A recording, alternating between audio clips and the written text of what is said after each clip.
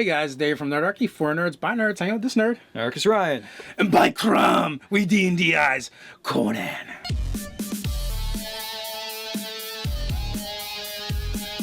Hey guys, jump down in the description below, you can find Nerdarchy the newsletter, game weekly tips, as well as learn how to game with Nerdarchy.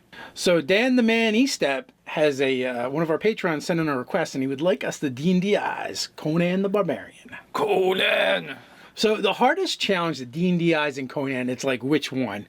He's probably in video games. There's definitely a Conan video game. There's got to be. There's board games. There's comic books. The cartoons. There's novels. There's cartoons. There's movie.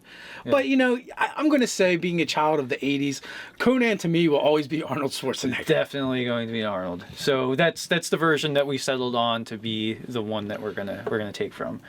So there's definitely some underlying themes when it comes to Conan. One, obviously he's a warrior, but he's also usually a thief as well. Yeah, absolutely. We have all these incarnations of Conan to draw from.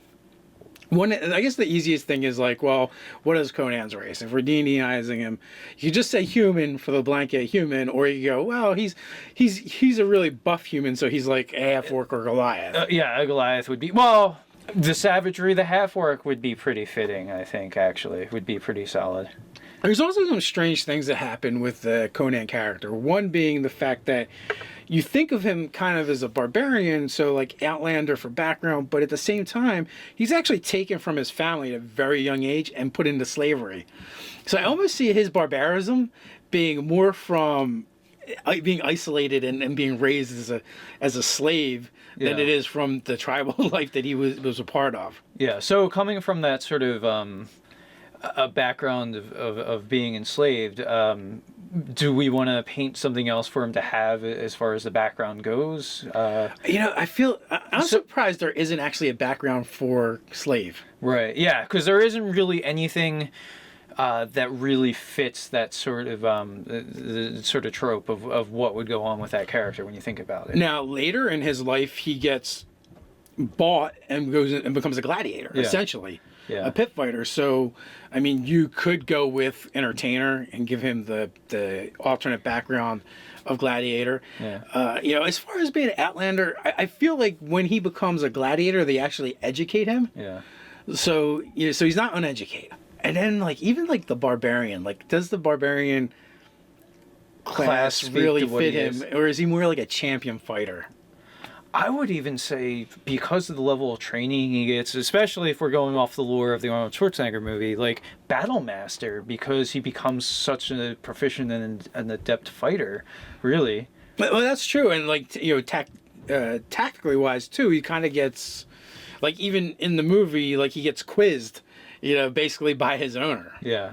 Yeah, and he's also doing some things where he's learning some Eastern sword techniques. He's a bunch of trainers that have come in and worked with him and shown him different techniques of fighting, so that's why I think Battle Master Fighter seems to fit. I would actually probably give him a couple levels of Barbarian, too, to just, speak to that sort of savagery that he can kind of hone into when he needs to and draw from that wealth of strength and reach. So maybe 2 or 3 levels of Barbarian. From there, you're going to probably look towards Battle Master.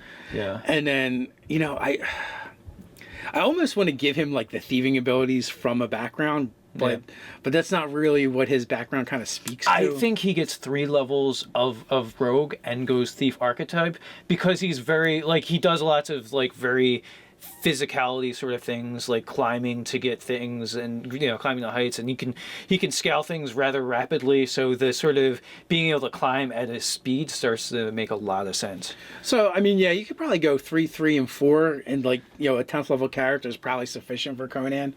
Yeah, maybe push it out to 12th level. Right. Yeah, maybe I would think 3 levels of Barbarian, Frenzied Berserker, or does it go Totem? I hate to use Frenzied Berserker for anything. Yeah. It's so lame. There's a lot of ways of getting the actual benefits that it provides you without getting exhausted. Yeah. So it's a major problem of that archetype. So let's just go Path of the Totem, Path of the Totem, just because Berserker, the Frenzied Berserker is not fantastic. Or. I want to go. This one might be a little bit stretch. I don't know that we have enough levels to make it matter. Yeah. But what about the Path of the Undying Barbarian?